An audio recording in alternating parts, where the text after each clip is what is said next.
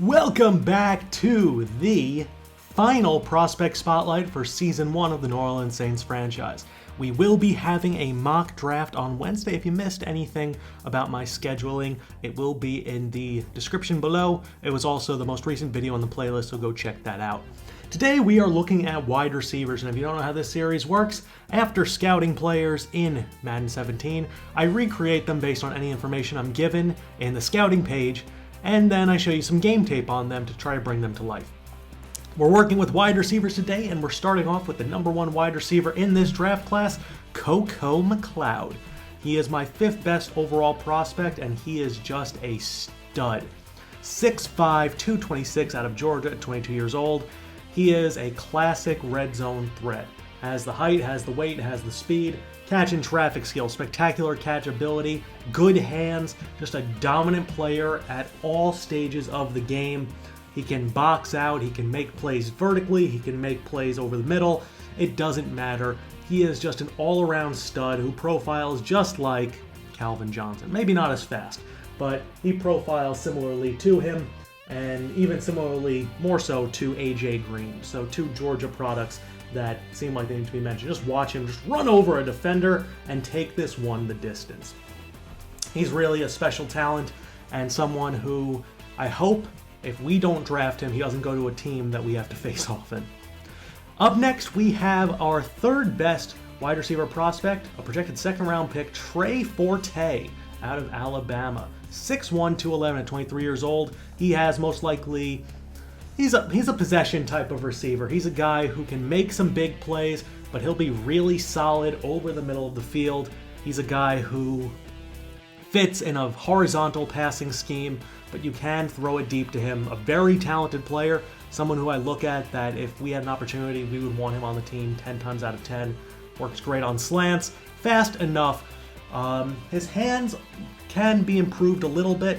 It's the only area that he's a little bit weak, but those are more open field drops than they are in traffic, similarly to what Julio Jones experiences. So nothing exactly too concerning, but Trey Forte is a special talent, and there are a lot of really good wide receivers in this class. Next up, we have Brandon Casper out of Florida, 5'11", 185 at 24 years old, a projected second round pick. He is our ninth best wide receiver in this draft class. He is one of the more proficient route runners in this class. He's also one of the elder statesmen, one of the few players at 24 years old, a redshirt senior, someone who's been around in his fifth year now. Very good player, works very well over the middle, gets open on vertical stem, horizontal stem, it doesn't much matter. Just a really good player overall.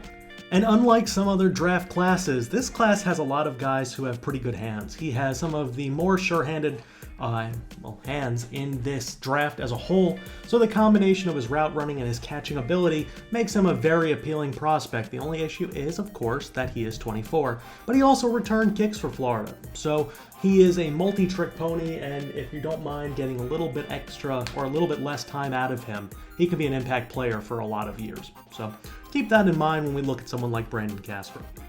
Next up, we have Tyrone McElrath out of Notre Dame, a projected first-round pick. He is my sixth best wide receiver on the board, and it's because of his size. 5'8", 178 at 23 years old, but he is a speed demon out of wide receiver, works well in the slot, works well out wide, was a great force for Notre Dame.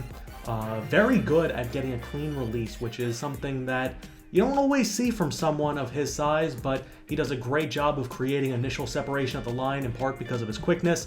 He does have pretty good hands, not the best hands in the world, but he is so fast that if you're a team that wants to go for yards after the catch on short passes, he's a guy who will just plow through people if needed, even though he's a little bit small, and run or outrun everybody. Next up, we focus in on a projected fourth round pick, our 13th best wide receiver, Philip Ivey out of Nevada, 6'1", 223 at 21 years old. Another possession type of wide receiver.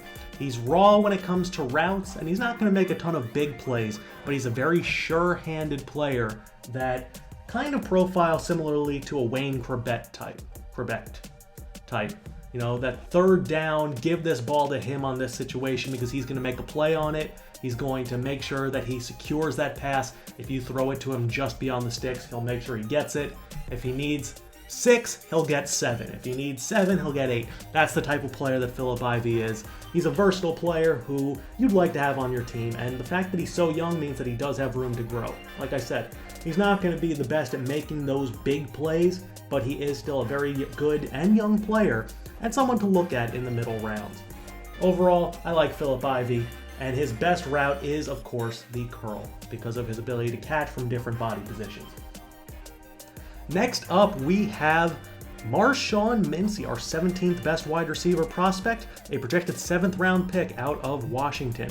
6'2", 223 at 23 years old, another possession guy. Mincey is not in the same breath as Phillip Ivey in terms of his hands. He's also 2 years older, but he's a little bit bigger and he can make plays over the middle. He was an integral part of Washington's season or seasons for the past few years. He's been a number 1 option for a long time.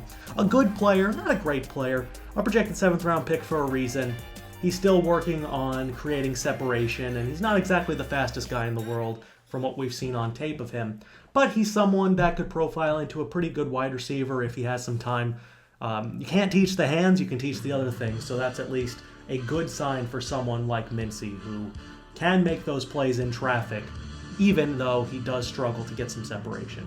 The route running will be a bit of an issue at first, but hopefully he'll have some time to relax and kind of grow on the practice squad before being forced to make a major impact.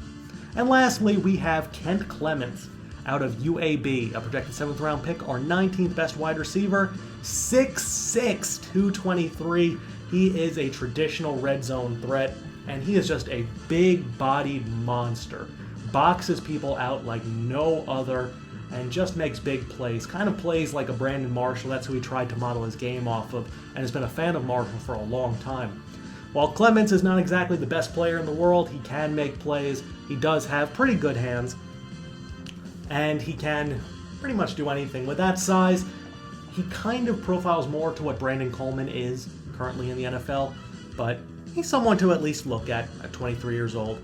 He has some potential, and that 6'6" frame is not something you can teach, obviously. So I hope you guys enjoyed. That is the end of the Prospect Spotlights for Season 1. Week 17's games will be coming to you tomorrow. Mock draft on Wednesday. League recap Thursday. Retirements and re-signing Friday. Off-season stream for free agency Saturday. Hope you guys enjoyed.